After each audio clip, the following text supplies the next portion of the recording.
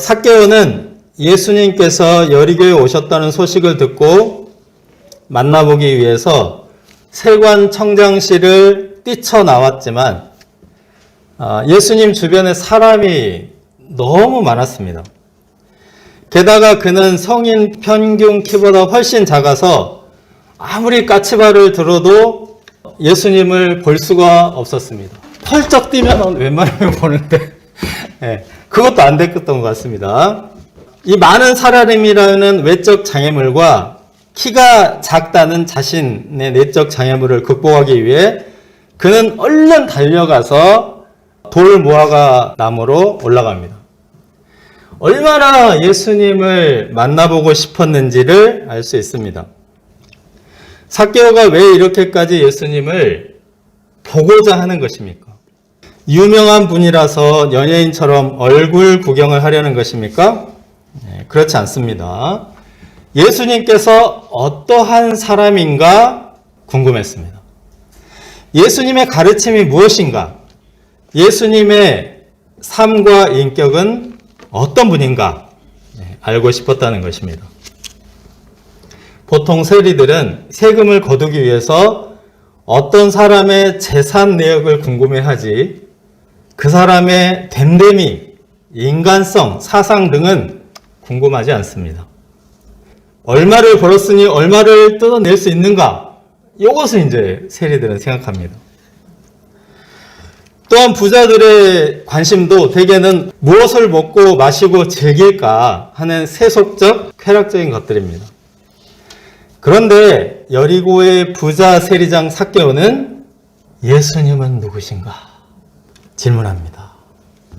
예수님의 가르치시는 진리는 도대체 무엇일까? 공중에 새도 집이 있고 여우도 굴이 있는데 머리 둘 곳 없으신 그 빈털터리 예수님을 사람들은 왜 그렇게 따르고 왜 그분의 말씀을 듣고 싶어 하는가? 나도 예수님의 말씀 좀 들어볼까? 궁금해서 견딜 수가 없어서 여리고를 지나시는 예수님을 반드시 만나고야 말겠다는 일념으로 돌 무화과 나무에까지 올라갑니다. 여리고 이제 신시가지에 있다고 합니다. 저기 올라가면은 잘 보이겠네요. 그죠? 삭개오는 영적 소원에 있어서는 부자 청년 관원과 같습니다. 내가 무엇을 하여야 영생을 얻으리까? 부자 청년이 이렇게 질문했습니다. 내가 무엇을 하여야 영생을 얻으리까? 이 말은 예수님은 누구신가? 이 말과 똑같은 말입니다. 하나님과 그 아들 예수 그리스도를 아는 것이 곧 영생입니다. 요한복음 17장 3절.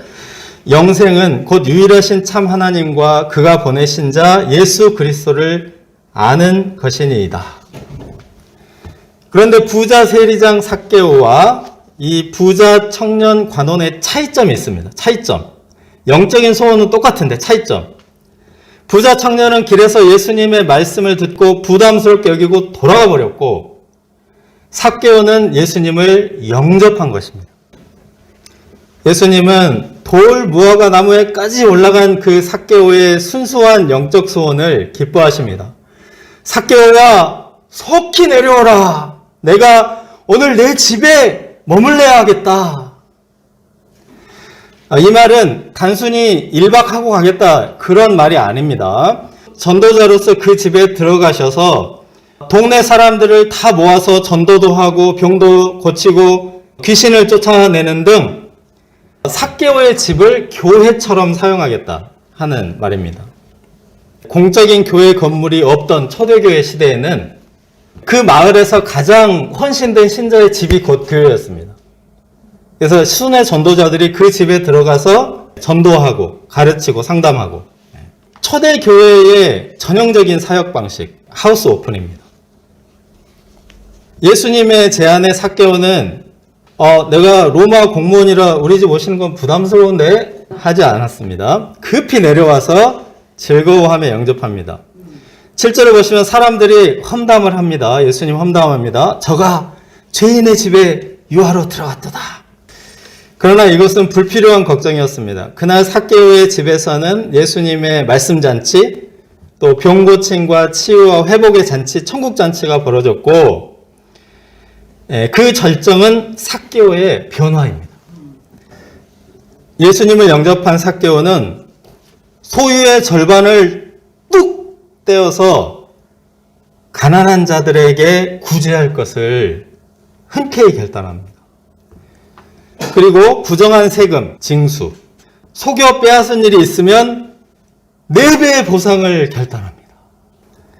이 두 가지 결단은 삭개오가 진정한 회개를 했음을 보여줍니다. 이 두 가지 모두 구약 성경에 나오는 말씀대로 순종하겠다는 것입니다. 소유의 절반을 가난한 자들에게 주겠습니다. 이것은 단순히 50% 이상의 의미가 있습니다. 물론 이제 그가 부자이므로 50%만 구제를 해도 엄청난 구제 금액이기 때문에 사방 백리 안에는 궁핍한 사람이 없게 될 것입니다. 그보다 절반을 주겠다 이 말은 사실상 전부를 주겠다. 내가 가진 것을 가난한 사람들 모두와 공유하겠다. 이런 말입니다. 말하자면 삭개오의 결단은 가난한 자들을 남으로 여기지 않고 내 가족처럼, 내 친족처럼, 더 나아가 그들과 나를 한 몸, 공동 운명체로 여기겠다는 것입니다. 내 이웃을 내 몸과 같이 사랑하라 하시는 십계명의 정신을 실천하고자 합니다. 내 갑절이나 갚겠나이다 라는 말도 그렇습니다. 4배의 보상이 율법에 기록되어 있기도 하거니와 4배를 보상한다면 빼앗겼던 사람들의 물질적 피해뿐 아니라 마음의 상처까지 치료될 것입니다. 오늘 구원이 이 집에 이르렀다. 예수님은 삭개오의 집에 공식적으로 구원을 선포하십니다. 예수님은 유대인들이 아브라함의 자손이라고 자부할 때는 오히려 부정하시고 책망하셨습니다. 누가복음 3장 8절에 그러므로 회개에 합당한 열매를 맺고 속으로 아브라함이 우리 조상이라 말하지 말라. 내가 너희에게 이르노니 하나님이 능히 이 돌들로도 아브라함의 자손이 되게 하시리라. 아브라함의 자손이라고 말만 하고 아브라함처럼 행동하지 않았기 때문에 돌멩이 갖다 놓고 아브라함의 자손이라고 말하는 거나 다름없다. 그러나 삭개오는 아브라함의 신앙의 본을 그대로 따르고 있습니다. 아브라함이 나그네를 영접한 것처럼 예수님을 영접합니다. 물론 이제 바리새인들도 그들의 집에 예수님을 초청을 하긴 했는데 발 씻을 물도 주지 않는다든가 예수님이 손 씻지 않고 음식을 드신다고 비웃는 등 대놓고 무례를 범하고 모욕을 주었습니다. 삭개오는 예수님의 가르침을 받고 이기심과 재물에 대한 탐욕을 회개하고 하나님의 율법에 따라 모든 재물을 사용할 것을 결단합니다. 말씀하소서 종이 듣겠나이다. 자기 재산을 자기 것이라 하지 않고 하나님의 것을 맡고 있는 청지기로서 정체성을 갖게 된 것입니다. 청년 관원이 영생 얻기에 실패한 부자라면 삭개오는 바늘 구멍에 들어가기에 성공한 부자입니다. 예수님께서 어린아이같이 천국을 받드는 자가 되라고 하셨는데 예수님을 보기 위해서 뛰어다니고 나무에 올라가는 모습, 또 예수님을 기쁨으로 영접하고 전 재산을 바치는 모습은 어린아이와 같습니다. 이 이야기는 우리에게 큰 소망을 줍니다. 삭개오와 같은 죄인이 변화된다면 변하지 못할 사람이 없습니다. 삭개오와 같이 파렴치한 세리도 예수님은 누구신가? 진리란 무엇인가? 라는 영적 소원이 아직 그 속에 남아 있습니다. 인간은 하나님의 형상대로 창조되었기 때문입니다. 인간이 때로는 짐승만도 못할 때도 있지만 그런 파괴된 사람 속에도 하나님의 형상이 깊은 곳에 남아 있습니다. 외모만 보고 판단해버리는 사람들은 볼 수 없지만 예수님은 삭개오 마음 깊은 곳에 거룩한 소원을 발굴하셨습니다. 광산 전문가들이 땅속에 깊이 묻힌 광맥을 찾아내는 것처럼 예수님은 우리 마음속 깊은 곳에 하나님을 알고자 하는 소원을 발굴해 주십니다. 예수님은 그 소원을 보시고 말씀하십니다. 삭개오야, 속히 내려오라. 오늘 내 집에 유하여야 하겠다. 삭개오야 해다 자기 이름을 넣고 한번 해보겠습니다. 시작. 주 복음아, 속히 내려오라. 오늘 내 집에 유하여야 하겠다. 예수님을 나의 삶 속에 영접하여 삭개오의 변화를 체험할 수 있기를 기도합니다. 둘째, 돌아올 때까지 장사하라. 11절에서 27절입니다. 두 번째 이야기는 예수님의 비유입니다. 이제 예수님께서 여리고를 이제 지나시니까 예루살렘 바로 앞까지 오셨기 때문에 당장의 최후 심판과 하나님 나라가 임할 것이라고 생각하는 사람들이 있었습니다. 그래서 이제 이런 사람들에게 예수님이 초림, 처음 오실 때와 재림, 그 사이에 간격이 있다는 것. 초림과 재림을 이해하도록 이 비유를 들어주시는 겁니다. 어떤 귀인이 왕위를 받아가지고 오려고 먼 나라로 간다는 비유입니다. 당시 로마 제국에서 왕이 되려면 각 나라 그 왕세자가 혹은 왕으로 지지받는 귀족이 로마에 가서 황제에게 왕권을 받고 돌아와서 다스렸습니다. 우리나라도 한때는 이제 중국에 가서 인정받고 돌아와 이제 왕이 됐습니다. 이때 귀인이 나라를 떠날 때 신임하는 종들에게 권한을 나눠주고 돌아와서 그 성과를 보고 요직에 앉히곤 했다는 그런 그림입니다. 먼 나라로 갔기 때문에 상당한 시간이 걸렸습니다. 이것은 마치 예수님께서 부활 승천하셔서 하나님 나라 보좌 우편에 앉아 계시다가 최후의 심판장으로 다시 오시는 시간이 상당히 걸린다라는 말입니다. 우리가 예배 때마다 고백하는 사도신경 일부입니다. 하늘에 오르사 전능하신 하나님 우편에 앉아 계시다가 저리로서 산 자와 죽은 자를 심판하러 오시리라. 이 사이입니다. 그런데 이 사이에 우리 성도들은 무엇을 해야 합니까? 은하 한 문화씩 주고 내가 돌아올 때까지 장사하라 하셨습니다. 영어 성경에 보면 이제 한 문화를 3개월 월급 이렇게 나와 있는데 그 당시에 노동자의 3, 4개월 월급. 왜냐하면 안식일을 빼면 4개월 월급이고 안식일을 노동한다고 치면 3개월 월급이고 그러는데 한 4개월 월급쯤 된다고 보면 됩니다. 이게 이제 뭐 엄청나게 큰 돈은 아닙니다. 근데 당시에 가난한 노동자들이 4개월 월급을 한꺼번에 받는다는 건 굉장히 또 큰 목돈입니다. 그런데 이 기회에 대한 반응이 이제 둘로 나뉘었습니다. 14절을 보시면 귀인이 왕이 됨을 원치 않아서 뒤로 황제에게 따로 이제 사람들을 보내서 반대 운동을 하는 자들도 있습니다. 하지만 열심히 장사를 한 자들도 있습니다. 장사한 사람들이 굉장한 보상을 받았습니다. 한 사람은 한 문화로 10문화를 남겼는데 즉 1000%를 남겼습니다. 또 한 사람은 한 문화로 5문화, 500% 남겼습니다. 주인은 이들을 칭찬합니다. 잘했다, 착한 종이여. 내가 지극히 작은 것에 충성하였으니 10고을 권세를 차지하라. 너도 5고을 권세를 차지하라. 10문하면 40개월치 월급에 불과한데 이것을 남겼다고 10개 고을을 다스리는 권한을 줍니다.